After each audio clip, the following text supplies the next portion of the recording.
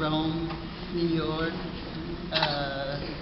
Philadelphia, you name it. So that I'm very happy and sort of impressed, really, to see them all together.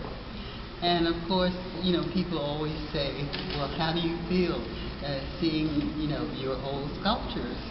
And seeing old sculptures is like seeing your grown children, as a matter of fact. You think of them as one thing, and they have evolved into something else. And they all have their own histories.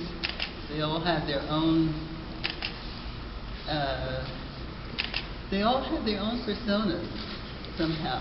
They've gone different places, they've seen different things, they've been in different exhibitions, and they've even been in different countries. They have really taken on, and they've really taken on the culture of wherever they have existed and been exhibited, from Tehran to China to Japan to wherever, in Turkey.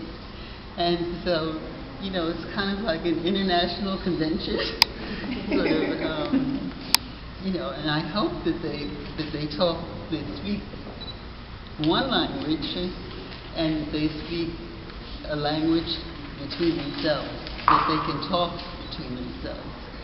And that is what my goal is, really.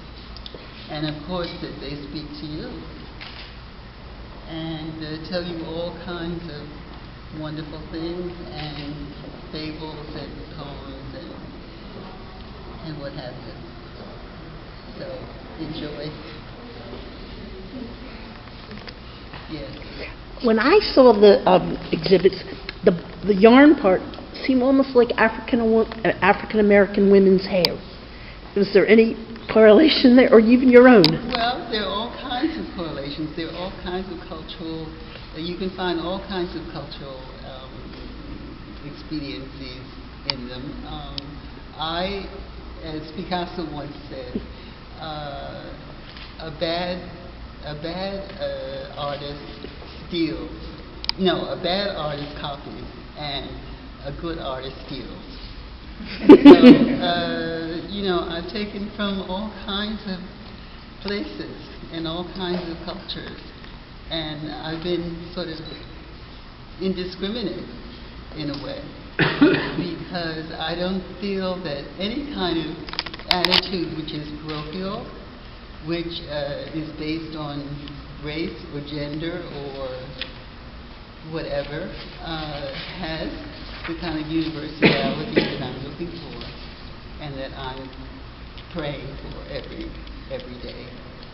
So there you are. And I think it's very important in the work. I mean, what I feel, it talks to me very clearly and loudly in the work, is that everything that is a sign and to which one can assign a meaning slips into another meaning constantly. It's what in poetry is called metonymy. It's a very, one could say, it's a device that is quite frequently used in poetry, and that is what I would say is a poetic quality of the work, that they're purely metonymical. Can they start with a dream or a sketch? What does it start with? I don't start with sketches, and I don't do drawings for the sculptures. The sculptures begin with an image in my head, and then I go directly to the sheets of wax, and I begin to cut, and I begin to form, and I begin to make what's in my head. And so there is a lot of what you could say writing in the way that I work, and that I work the wax, because each of these elements is really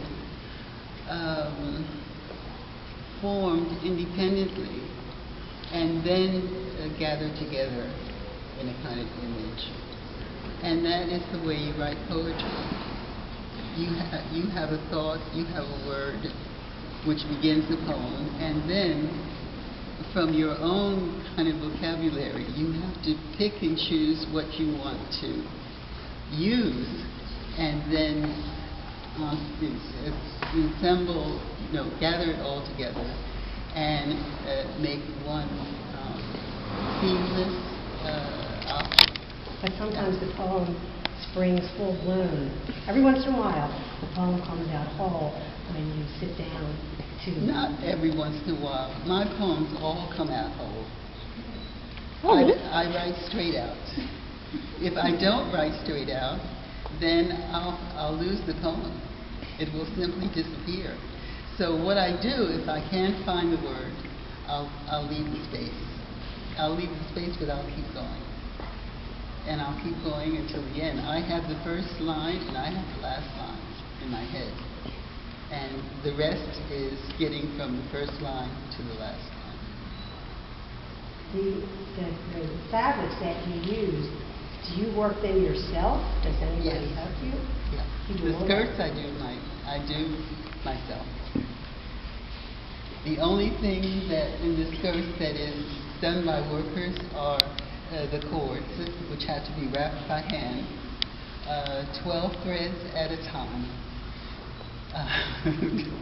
2 feet long, and that is the only thing that I have workers doing, and everything else I do myself.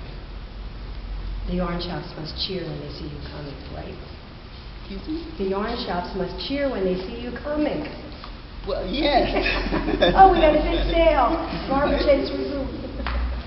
Why did you use sculpture to give a tribute to Malcolm X when you could have used literature like you did with the Venus Otranto or Sally Hemings, or you could have used poetry as in your poems dedicated to Cleopatra? I've never done a Sally Hemings sculpture, and I never No. will. I never do sculptures based on my writing, really, until I did Africa Rising in downtown Manhattan, Yes. where I had all my research for a book on the Hottentot Venus, who's a real person, and I used her image as the Nike on the top of the monument. But I will never do a Sally Hemings sculpture. Trust me. And the reason why I did the Malcolm Stele was simply because of his assassination, and because these steles have to do with historical memory. And Martin Luther King, for example, was still alive when I began these steles. Well, why didn't you dedicate them to Martin Luther King? Well, Martin Luther King was still alive. Mm-hmm. That's right. Has Oprah purchased any of your works? The only person I could think of who would be rich enough to be able to buy one of your sculptures. Yeah, I'm not that rich. No, we'll see. Do you sell to individuals or only? All these sculptures are unique pieces. There are no additions. Usually, a sculptor will make an object in 8 editions or 8 different copies. These you cannot do. Thank you very much. Thank you. Thanks.